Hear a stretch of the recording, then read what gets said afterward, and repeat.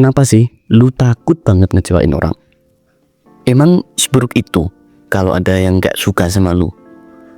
Atau jangan-jangan lu bukan takut ngecewain mereka, lu takut ditinggal, lu takut gak dianggap, lu takut gak dipilih lagi. Dan tanpa sadar, hidup lu sekarang dikontrol sama rasa takut itu.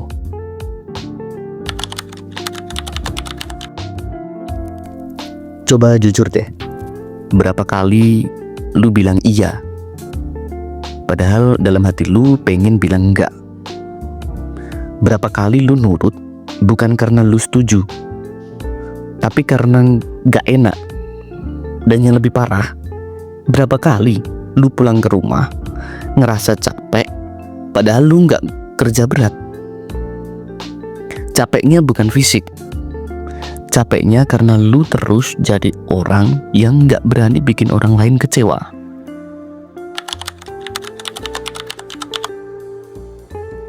Banyak orang pikir mereka itu cuma baik, padahal belum tentu.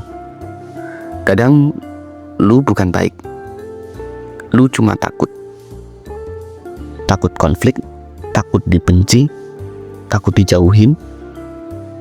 Dan seringkali itu terbentuk dari kecil.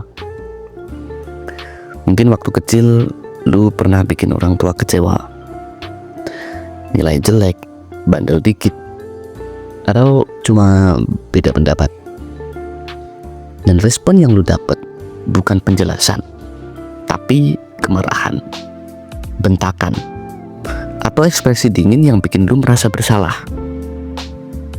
Sejak itu otak lu belajar satu hal: kalau gua bikin kecewa, gua gak aman.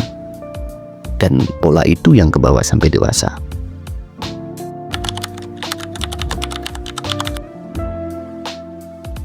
Manusia itu butuh diterima, butuh merasa jadi bagian dari sesuatu. Dan lu mungkin tumbuh dengan pikiran, kalau gua gak menyenangkan, gua bakal sendirian.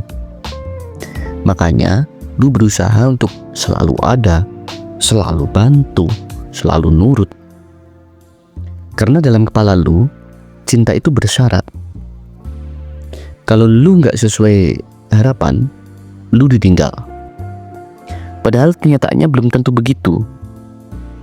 Tapi rasa takut itu terasa nyata banget.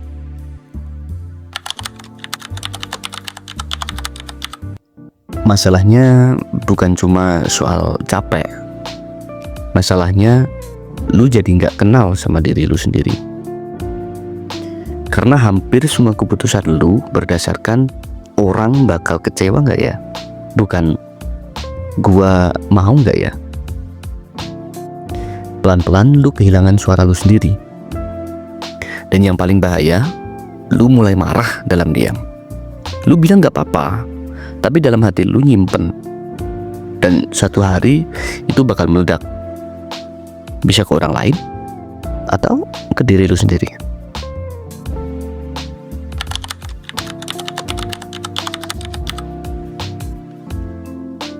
Ini pahit, tapi dengerin baik-baik.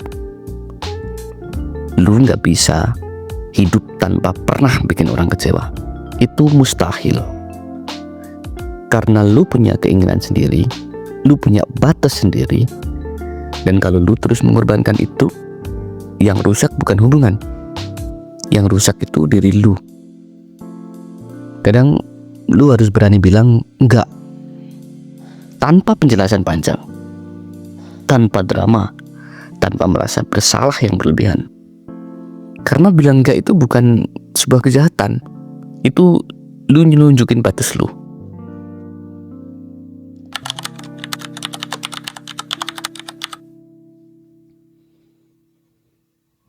Coba lu pikir, orang yang beneran peduli sama lu akan tetap tinggal walaupun lu sekali-kali mengecewakan mereka. Kalau sekali lu beda pendapat langsung ditinggal, mungkin hubungan itu dari awal emang gak sehat. Dan mungkin lu cuma takut kehilangan sesuatu yang sebenarnya memang gak pernah aman.